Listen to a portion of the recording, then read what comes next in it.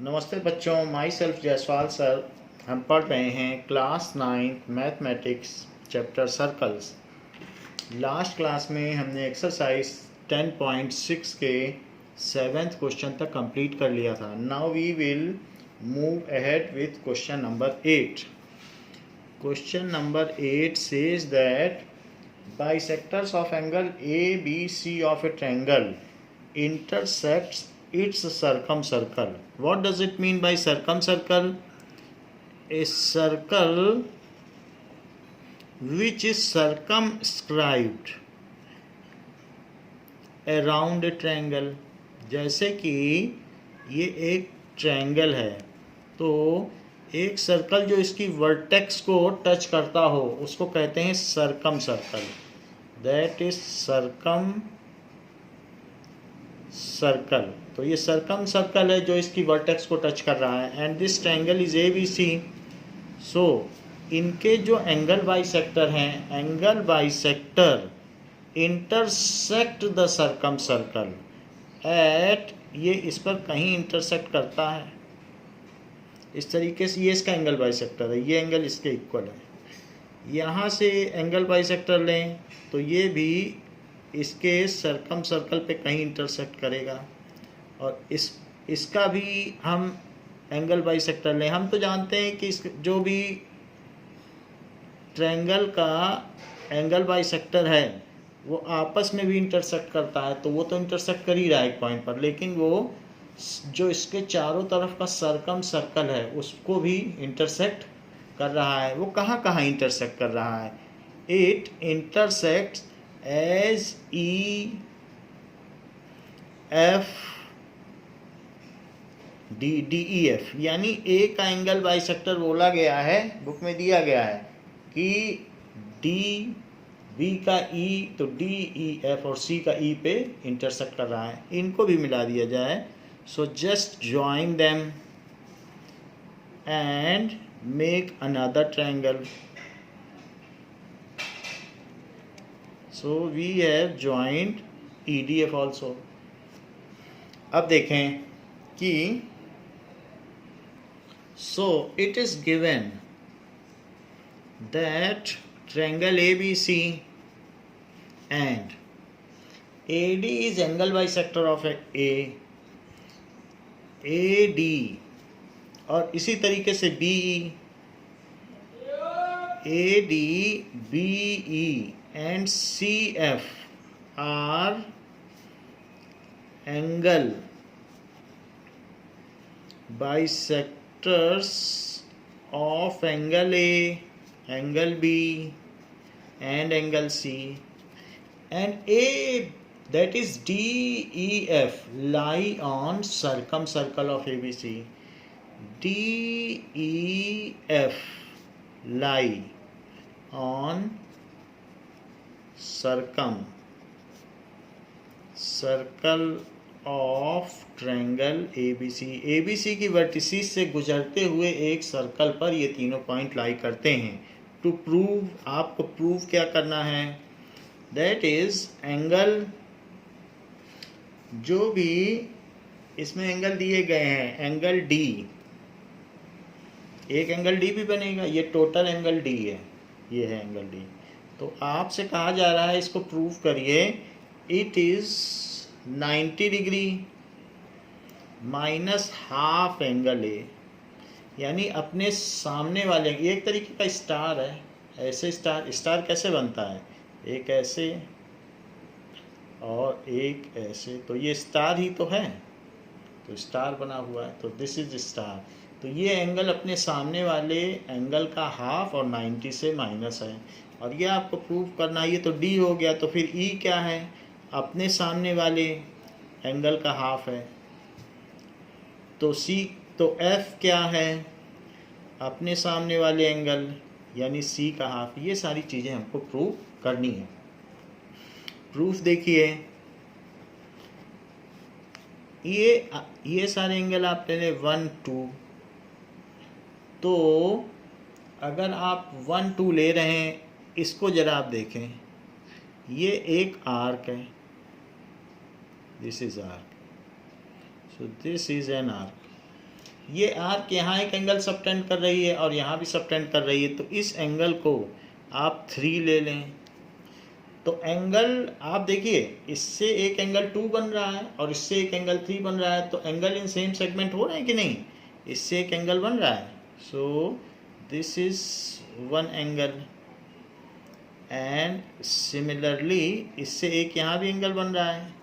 तो जब arc same segment पे एंगल सबटेंड करती है तो इक्वल होते हैं, so angle 2 is equal to angle 3। Why it is so? That is angle in same segment. Angle in same segment. Angle 2 is equal to जो 3 है, क्योंकि जो 3 है और ये वाला एंगल, ये दोनों तो इक्वल ही हैं, because this angle is equal to this angle, ये तो एंगल बाइसेक्टर लाइन है, तो 3 एंगल क्या होगा? It is half of angle B. ऐसा क्यों होगा? Because B E is angle bisector, तो 3 जो है आधा एंगल पूरे का हाफ होता है, तो B E is angle bisector of angle B, ये चीज़ है। तो angle 3 is half of angle B, ये चीज़ लिख दिया। सिमिलरली जो 1 है, 1 के बारे में भी सोचो, तो 1 के बारे में अगर सोचोगे तो ये आपको एक यहाँ पर एक आर्क मिल जाएगी। तो इस आर्क ने एक तो एंगल 1 बनाया है, ये देखिए, तो 1 ऑफ इट्स एंगल आर, इसका एक एंगल तो 1 है, इसका दूसरा एंगल कौन सा है? इसी आर्क का देखना, इस आर्क का एक दूसरा एंगल यहाँ जा रहा है, ये, जिसको कि हम 4 ले लेंगे। सो 2 एंगल बना रही है ये आर्क। एक तो ये जो भी आर्क है, इट इज़ मेकिंग 2 एंगल्स। कौन कौन से एंगल बना रही है? एक तो यहाँ पर 1 बना रही है और यहाँ पर 4 बना रही है। So angle 1 is equals to angle 4। 1 और 4 भी इक्वल है, क्योंकि इससे यहाँ पे एंगल और इसी से यहाँ पे एंगल, तो ये भी लिख लें। Angle 1 is equals to angle 4, that is angle in same segment. Angles in same segment, और साथ ही साथ एंगल 1 को तो यहीं रहने दीजिए, लेकिन जो 4 है वो सी का हाफ है, because C F is the angle bisector, तो आधा एंगल पूरे का हाफ होता है। So it is half angle C. ऐसा क्यों? क्योंकि C F is angle bisector, तो 2 हाफ एंगल बी है, इसे 1 इक्वेशन ले लें, and 1 is half angle C. 1 और 2 को जोड़ो, लेफ्ट को लेफ्ट के साथ, राइट को राइट के साथ, एड 1 and 2, 1 and 2। तो जब हम ऐड करेंगे 1 और 2 को, तो ये 2 और 1 जुड़ जाएंगे, एंगल 1 प्लस एंगल 2, तो राइट में क्या आएगा? Half angle B plus half angle C. 1 plus 2 करोगे तो क्या आएगा? डी आ जाएगा, डी हमें चाहिए भी, तो 1 प्लस 2 कर दीजिए, तो 1 plus 2 is angle D. Half को कॉमन ले लो, angle B plus angle C अंदर आ जाएगा। और हम ये बात जानते हैं कि ये जो हमारा ट्रायंगल है ए बी सी, यही ट्रायंगल है ए बी सी, तो ए प्लस बी प्लस सी की वैल्यू 180 डिग्री होती है एंगल सम प्रॉपर्टी से। तो ऐसा हम लिख सकते हैं कि angle A plus angle B plus angle C is 180 degree. So it is due to angle sum property. तो b प्लस सी को क्या लिखा जा सकता है? b plus C, it can be written as 180 degree minus angle A. Angle A उधर ले जाओ, तो मैं b प्लस सी की जगह 180 माइनस ए लिख रहा हूँ। सो 180 डिग्री माइनस एंगल ए, सो 180 को भी अंदर ले लो, ये हाफ को, तो हाफ इंटू 180 डिग्री और माइनस हाफ ऑफ एंगल ए, लेकिन हाफ से जब ये डिवाइड होगा तो ये 90 डिग्री हो जाएगा, minus half of angle A. तो एंगल डी क्या हो गया, अपने सामने वाले एंगल को हाफ करो और 90 से सब्ट्रैक्ट करो, जो वैल्यू आएगी वही एंगल डी है। तो ये हमने प्रूव कर दिया। अब आपको और नहीं प्रूव करना है, अब सिमिलरली लिखना है। जैसे ये किया गया है तो ऐसे सब करना है। तो सिमिलरली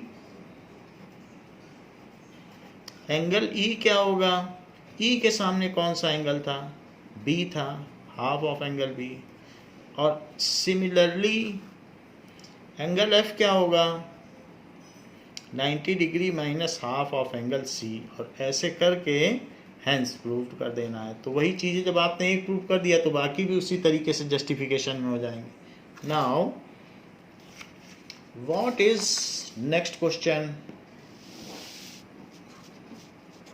सो 9th क्वेश्चन क्या कहता है, 9th question says that to congruent circle intersect at 2 points A and B। To congruent circle low. Congruent circle वो होते हैं जिनका रेडियस सेम होता है। तो एक और दूसरा, इनका रेडियस सेम है and these are congruent. So ये कॉन्ग्रुएंट हो गए। अब देखिए, intersect each other at A and B, ये आपस में ए और बी पर इंटरसेक्ट करते हैं। Through a a line segment P A Q is drawn. तो इसमें से एक line segment P A Q draw कर दिया गया, पी ए क्यू, ये ऐसा। अब आपको ये प्रूव करना है कि P B is equals to P Q. तो इनको ज्वाइन कर लें और ये प्रूव करना है कि P B is equals to P Q. अब ये देखिए, इसको भी ज्वाइन कर लें तो ये कॉमन कॉर्ड है दोनों की, कॉन्ग्रुएंट सर्कल की। तो जब दोनों कॉन्ग्रुएंट सर्कल हैं तो उनका रेडियस भी इक्वल है। तो इसमें क्या क्या बात दी गई है, given two congruent circle, two congruent circles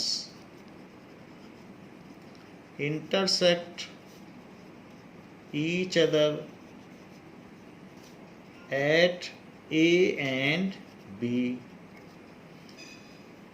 further कहा गया है PAQ is line। To prove क्या करना है, प्रूव करना है कि P B is equals to Q B, यानी बी पी, एक ही बात है, B P is equals to B Q.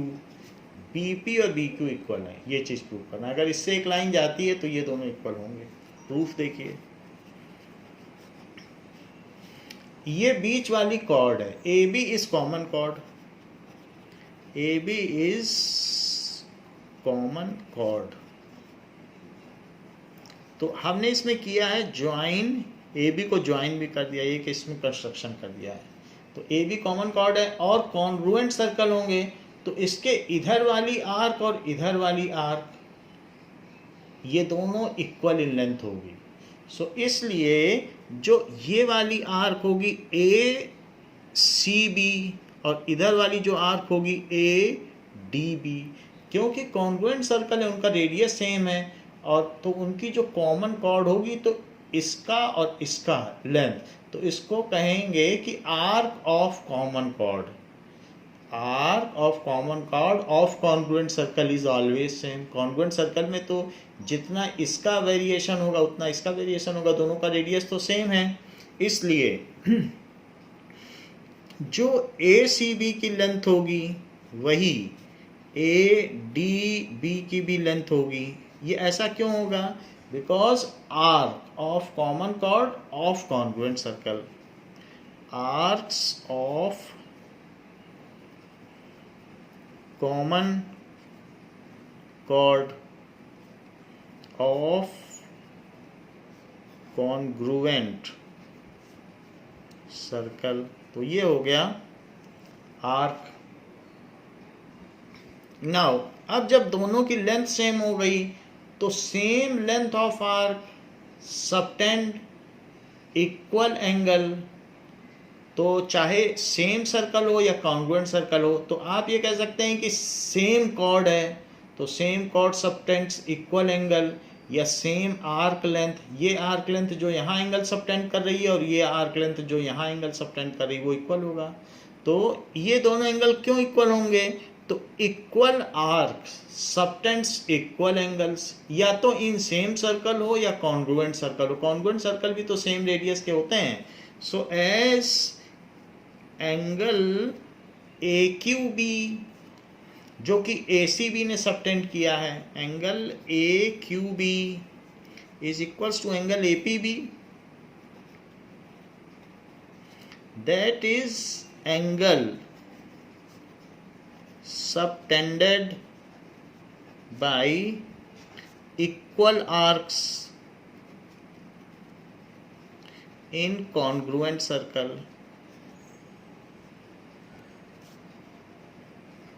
वो इक्वल होता है। तो इस तरीके से ये दोनों इक्वल हो गया, ये और ये इक्वल हो गया, क्योंकि इस आर्क लेंथ ने यहाँ जो एंगल सबटेंड किया उतनी ही आर्क लेंथ ने यहाँ सबटेंड किया। तो सेम आर्क लेंथ, और अगर सेम भी हो, सेम सर्कल में अगर सेम आर्क लेंथ होती तो वो जो एंगल सबटेंड करती सेंटर पर वो भी इक्वल होता। तो एक सर्कल में सबटेंड करें और चाहे अलग अलग में करें, लेकिन वो कॉन्ग्रुएंट होनी चाहिए। तो वो एंगल जो सेंटर पर, जो भी एंगल सबटेंड होगा, चाहे वो सेंटर पर करें तो भी इक्वल होगा, और सेंटर पर ना करके ये रिमेनिंग सर्कल पर करें तो भी इक्वल होगा। तो same arc length subtend equal angle in on circle, तो सेम आर्क लेंथ है तो इक्वल एंगल है। अब ट्रायंगल ले लीजिए पी क्यू बी। तो इस ट्रायंगल में अगर ये दोनों एंगल इक्वल हैं तो इनके सामने की साइड भी इक्वल होगी। क्यू के सामने की साइड कौन सी है? बीपी। बीपी। और पी के सामने की साइड कौन सी है? पी एंगल के सामने की, that is BQ. So that is opposite sides of equal angle.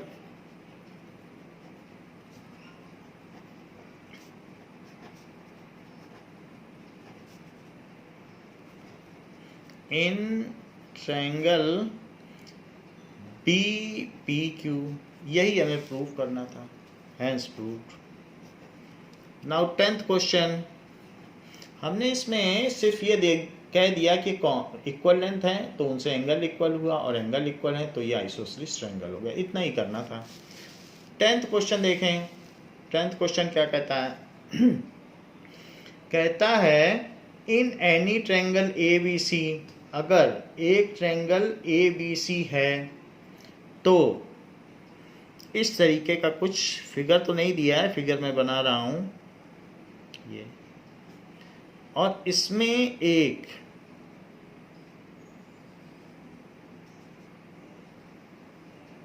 B का एंगल बाई, ये ए है, ए बी सी, तो ए का एक एंगल बाई सेक्टर लो। ए का ये हमने एंगल बाई सेक्टर ले लिया, ये एंगल बाई सेक्टर ये, और इसका परपेंडिकुलर बाई सेक्टर लो बी सी का। तो BC का एक परपेंडिकुलर बाइसेक्टर भी ड्रॉ करते हैं जो BC को 90 डिग्री में डिवाइड कर दे।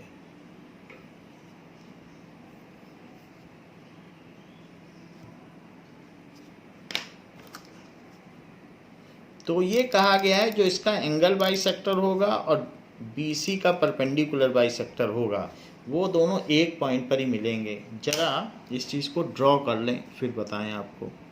तो ये तो हुआ इसका परपेंडिकुलर बाइसेक्टर, और अब ए का एंगल बाइसेक्टर ड्रॉ करिए। This is angle bisector of A, और ये परपेंडिकुलर बाइसेक्टर। परपेंडिकुलर बाइसेक्टर क्या होता है? परपेंडिकुलर बाइसेक्टर अगर मान लीजिए ये M पर है और ये एंगल बाइसेक्टर है और ये दोनों कहीं मिल रहे हैं, that are meeting at P, ये एंगल बाइसेक्टर।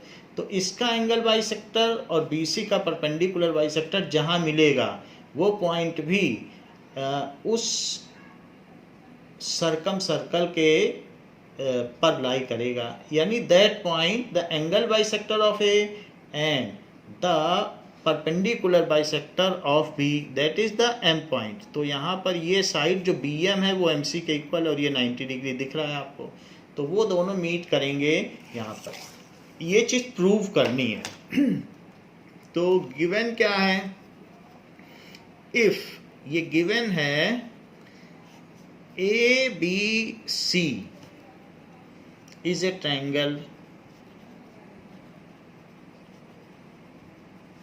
एक ट्रायंगल है, angle bisector of A and perpendicular bisector of BC will lie, जो भी will intersect at a point, वो ऐसे पॉइंट पर इंटरसेक्ट करेंगी which is a circumcircle of ABC, ABC के सर्कम सर्कल पर लाई करेंगी।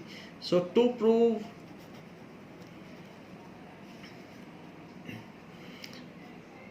Angle bisector of angle A and perpendicular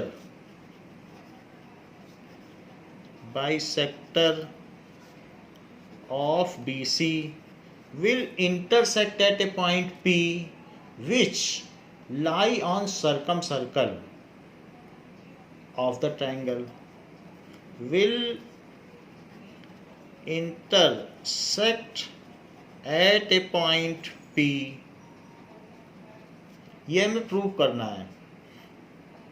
which lies, और वो P कहाँ लाई करेगा, which lies on circum circle, circum circle वो होता है जो उनके वर्टिसीज से जाता है, on circum circle of triangle ABC। ये चीज़ हमें प्रूव करनी है। अब प्रूफ देखें,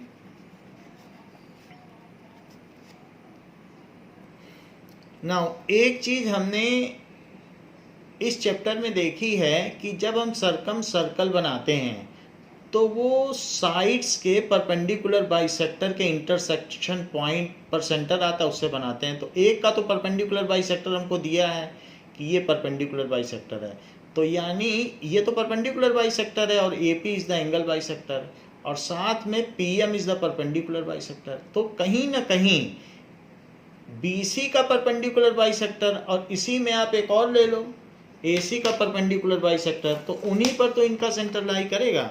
तो मान लीजिए हमने AC का भी परपेंडिकुलर बाइसेक्टर ले लिया, तो AC का भी आप परपेंडिकुलर बाइसेक्टर ड्रॉ कर लें। ये तो जो सेंटर होगा, जो यहाँ पर सर्कल ड्रॉ किया गया है, वो सर्कल कहाँ, उसका सेंटर कहाँ होगा, इसके और इसके AC के परपेंडिकुलर बाइसेक्टर पर होगा, ये सेंटर होगा, that will be O।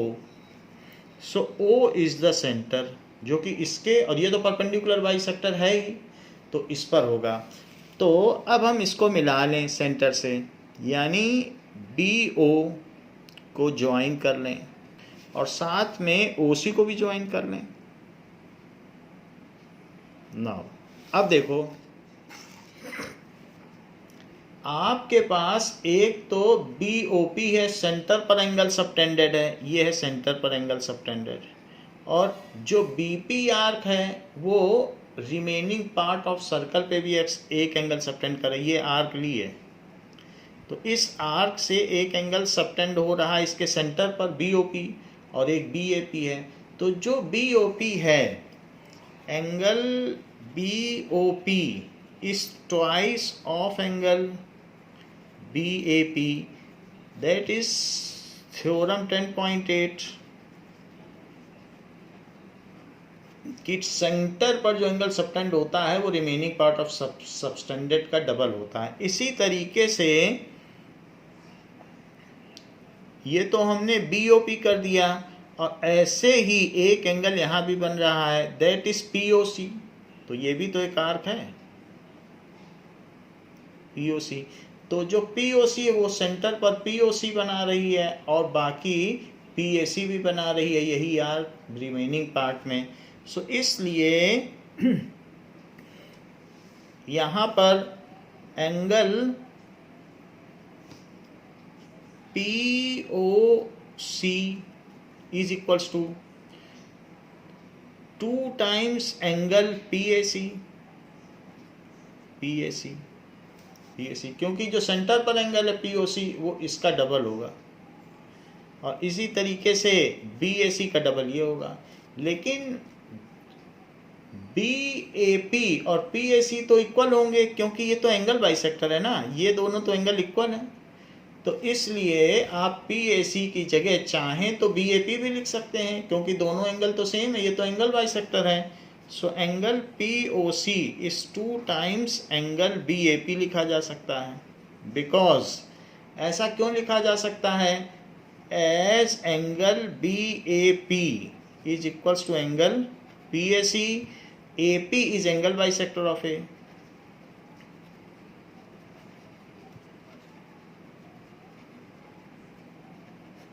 Angle A, तो इस तरीके से हमने ये लिख दिया। अब जो आपकी फर्स्ट इक्वेशन है और सेकंड इक्वेशन है, इन दोनों में राइट हैंड साइड इक्वल हो गया। जैसे इसका डबल ये एंगल और इसका डबल ये एंगल इधर वाला, तो दो एंगल अलग अलग आपको दिख रहे हैं।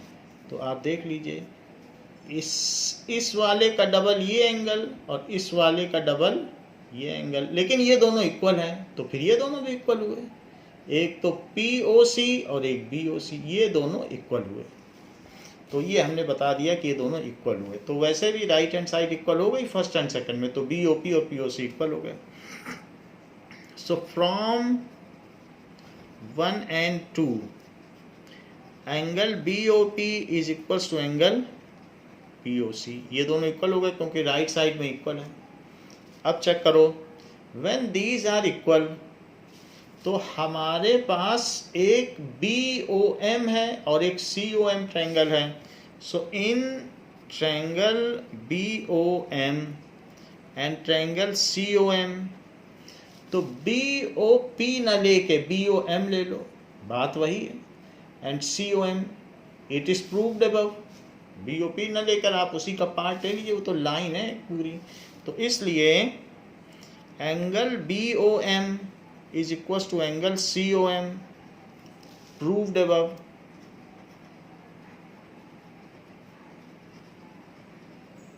साथ ही OM इनमें कॉमन है, सो OM is equals to OM, ये कॉमन हो गया। और तीसरी बात, OB is equals to OD, OB is equals to OC, that is radii of circle। तो तीसरी चीज हो गई OB is equals to OC, radii of circle।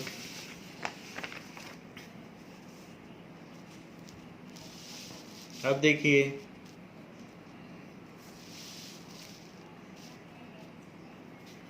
OB is equals to OC, radii of circle। तो हमें क्या क्या चीज मिल गई? हमको ये मिल गया SAS कॉन्ग्रुएंसी क्राइटेरिया, एक साइड हो गई, एक एंगल हो गया और एक छोटी सी साइड OM हो गई, एक साइड बीच का एंगल और एक साइड ये, तो SAS का क्राइटेरिया मिल गया। So by SAS congruency criteria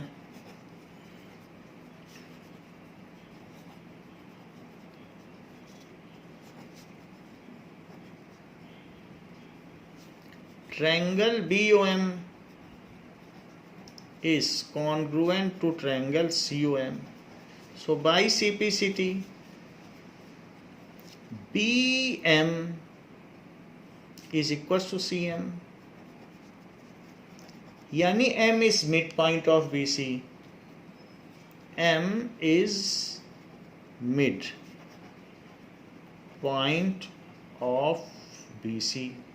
या ये भी कह सकते हो कि OM इस साइड बाई सेक्टर, OM कह सकते हो, M मिड पॉइंट है तो OM साइड बाई सेक्टर है, तो OM by sector of side BC, या OP भी कह सकते हो, वही लाइन तो आगे बढ़ रही। सो OP is side by sector. अभी परपेंडिकुलर बाई सेक्टर नहीं है, अभी साइड बाई सेक्टर है। अब परपेंडिकुलर भी प्रूव कर लेंगे। अब नाउ ओ एम बी किसके इक्वल है, CPCT से, O M B is equal to O M C. Now angle O M B is equal to angle O M C, ये भी बाई CPCT, देख लीजिए। तो O M B O M C, लेकिन इन दोनों का सम 180 है क्योंकि ये लीनियर पेयर हैं। तो जो ओ एम बी होगा वही ओ एम सी है, क्योंकि उन दोनों का सम 180 है। तो यहाँ पर ये हमें 90 प्रूव करना है, ये तो हमने सिंबल दिखा दिया है, बट ये प्रूव करना है कि 90 है। तो ये यहाँ पर पहले से ना दिखाएं, वो हमें प्रूव ही करना है। तो अब देखिए कि angle O M B plus angle O M C is 180 degree. It is linear pair of angles, but O M B O M C तो इक्वल हैं, तो दोनों जगह ओ एम बी लिख लो, ओ एम सी की जगह भी। तो ये 180 डिग्री हो गया। So 2 times angle O M B is 180 degree. तो ओ एम बी क्या हो गया, 2 से डिवाइड कर दीजिए तो 90 डिग्री। तो इससे ये पता चल गया कि परपेंडिकुलर भी है। So O M is perpendicular to B C. O M किस पर परपेंडिकुलर हो गया, ओ एम बी 90 डिग्री, तो O M is perpendicular to B C. या ये भी कह सकते हैं ओ एम ना कहकर O P is perpendicular to B C, and O P is also side bisector. M is the mid point, तो आप यहाँ पर आप ये लिख सकते हैं कि O M is side bisector, and O M न लिख के फिर लिख सकते हैं कि ओ एम तो साइड बाइसेक्टर है, और साथ ही साथ उसे ओ पी भी लिख सकते हो, साइड बाइसेक्टर, क्योंकि वही आगे बढ़ के ओपी बन जा रहा है। तो OP is side bisector and OP is perpendicular, तो OP is perpendicular bisector. So OP is also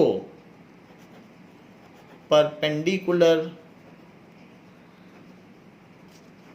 bisector. तो हमने ये ओपी जो है वो एंगल बाइसेक्टर तो था ही ए का, यही ओपी है, ये ए का एंगल बाइसेक्टर था, और ओपी को हमने प्रूव कर दिया कि ओपी साइड बाइसेक्टर भी है बीसी का, परपेंडिकुलर बाइसेक्टर ऑफ बीसी। तो ओपी दोनों है, और हमने इसको किसकी प्रॉपर्टी लेके प्रूव किया, हमने सर्कल की प्रॉपर्टी से प्रूव किया। तो ये जरूर है कि वो सर्कल पर ही लाई करेगा। हमने ये बात प्रूव की कि नहीं कि B O P is twice of B A P. तो हमने जब इसको लिया तभी तो प्रूव कर पाए कि ये दोनों एंगल इक्वल हैं, और तभी प्रूव कर पाए ये परपेंडिकुलर बाइसेक्टर है। तो सर्कल की प्रॉपर्टी यूज की, तो पी जरूर सर्कल पर ही लाई करेगा। सर्कल के आगे पीछे होता तो ये प्रूव ही ना होता। तो इस तरीके से हमने यहाँ पर सर्कल की प्रॉपर्टी पर उसको सर्कल पर लेते हुए ये प्रूव कर दिया कि इसका परपेंडिकुलर बाइसेक्टर और कुछ नहीं है, ओपी ही है। वही ओपी परपेंडिकुलर बाइसेक्टर है, और इसका ओपी और एपी का जो इंटरसेक्शन पॉइंट है वो सर्कल पे लाई करेगा। इसका अलग लाइन आ रहा है, इसका अलग लाइन, और उनका जो इंटरसेक्शन है वो सर्कम सर्कल पे लाई करेगा। So P lies on circle. तो ओपी इज परपेंडिकुलर बाइसेक्टर हो गया, and AP is angle bisector. OP is perpendicular bisector, also ना लिखें, OP is perpendicular bisector and AP is angle bisector of angle A. तो of angle A, and they intersect at P, ये है। तो ये चीज हमने यहाँ प्रूव कर दी कि जो पी पॉइंट है वो सर्कल पर था, और तभी उससे प्रूव हो गया कि एंगल बाइसेक्टर है। यहीं पर बात प्रूव हो गई। इसको तो मैंने आपके रेफरेंस के लिए लिखा है कि पी पॉइंट जो है उसी से एंगल बाइसेक्टर प्रूव हुआ है। तो दिस इज प्रूव्ड नाउ कि पी पॉइंट से ही एंगल बाइसेक्टर पास होगा। तो बच्चों इस तरीके से हमारा सर्कल चैप्टर ओवर हो गया है। नेक्स्ट चैप्टर को हम नेक्स्ट क्लास में शुरू करेंगे। इस क्लास के लिए इतना ही। Thank you.